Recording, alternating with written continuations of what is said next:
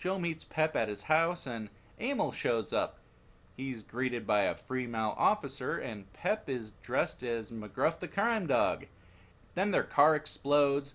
Rather than call for backup, they go to a strip club and let the car burn up outside.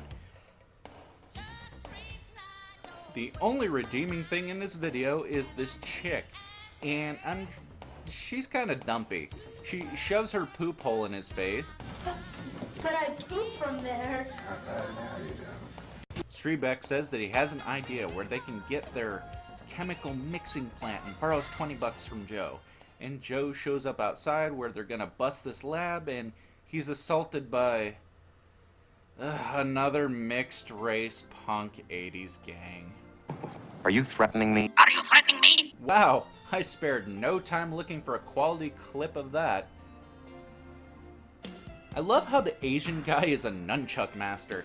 Then he gives him a severe beatdown, and Pep shows up in a fucking tank. A tank that seems to be urinating. And they smash into a milk factory. I'm kind of curious why they have a milk facility in a shitty neighborhood in LA rather than out on a farm in the country. That's fucking stupid. Everything in this movie is fucking dumb. They made a mistake about where the lab is, and they made a milk steak. Then they go outside once more to the miracle of instant dryness. And oh snap! The bad guys were right next door. Also, a one-way sign in a dead-end alley is fucking dumb. Then the commissioner, dressed like she's at a funeral, demands that the mayor resign due to the pagan crimes. Wait. What the fuck, lady? It's not his fault. Aren't you the commissioner? Fuck you, lady. Then the worst joke in the movie happens. Yeah, well, just go ahead and chuckle away, mister. I don't hear God laughing. You will, once he sees your haircut. Then Pastor Creepy announces that Bait Magazine and its leader, Douchebag, is going to donate $1 million to his moral advancement cause. Pep and Friday split ways, and Pep stalks him. And then the worst joke in the movie happens. We're gonna be driving along some night, and the lighting's gonna be bad, and he's gonna mistake me for some pretty little co-ed, and out comes that claw, and... We meet Friday's grandmother, Monday. This joke is fucking awful. Joe, or Joe Friday, has the surname or last name Friday. His grandmother's name is Monday. Plus, he announces it's his maternal or mother's side grandmother. And her daughter, Joe's mother, had a kid with a guy whose last name just happens to be Friday. She's also the second least intelligent character, only having a few IQ points on Connie Snail. They say that they're gonna go to the Brown Derby, which was a chain of restaurants that were shaped like hats. However, they were all wiped out and out of business by the time this piece of shit movie was made. And I love this. Connie, I'd like you to meet my maternal grandmother, Mrs. Grace Mundy. Granny, this is the Virgin Connie Swale. Come on, Joe, you're so tasteless. Connie is apparently wearing a dress so hideous that it belongs to a royal wedding. And why does the Brown Derby have a fucking snooty French waiter? Sergeant Friday, your table is ready. I took the liberty of pouring the Dom Pérignon. Then Connie Suck spots Reverend Dracula and the commissioner and totally loses her shit in front of the entire table. And then, with nothing more than her say-so, Friday goes and arrests the Reverend. Joe arrests Reverend Dipshit and parades him past his crew, where they strip Friday of his badge and gun. Why he has to give up his gun is a mystery, as people are allowed to own firearms, thanks to some shit that guys wrote over 200 years ago.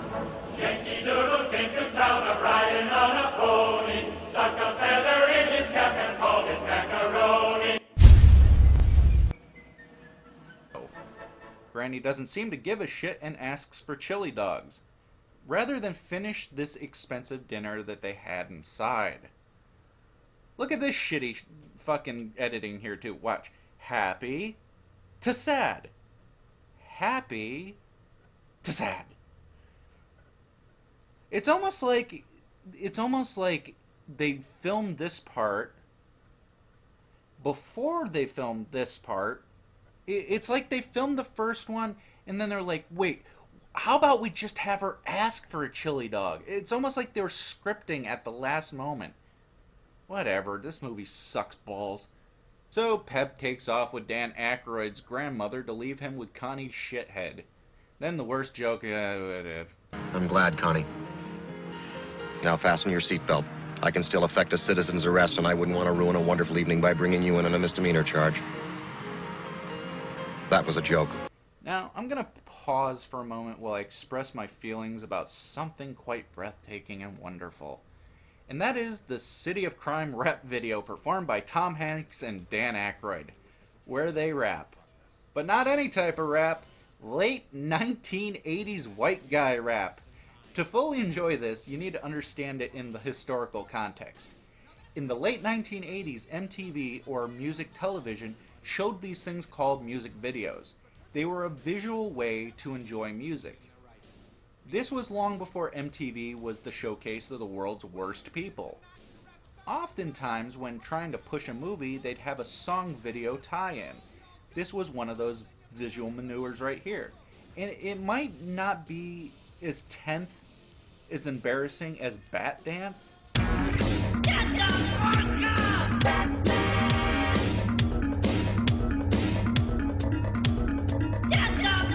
He's been out there a whole week.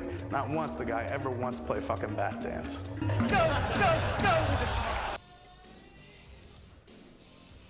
But it's still pretty bad. I've developed a drinking game for this video. It's 3 minutes and 33 seconds. So, for every 30 seconds that you watch this is one less drink. For every 30 seconds that are left in this video abortion, you take one drink. Believe me, you'll get shit-faced quick. Back to this horrible travesty. So Joe takes Connie out to the Hollywood sign to celebrate the opening of new employment opportunities for him. And there's a painfully awkward and uncomfortable silent moment shared between these two homely looking fucks. Oh, Joe. Look at the stars.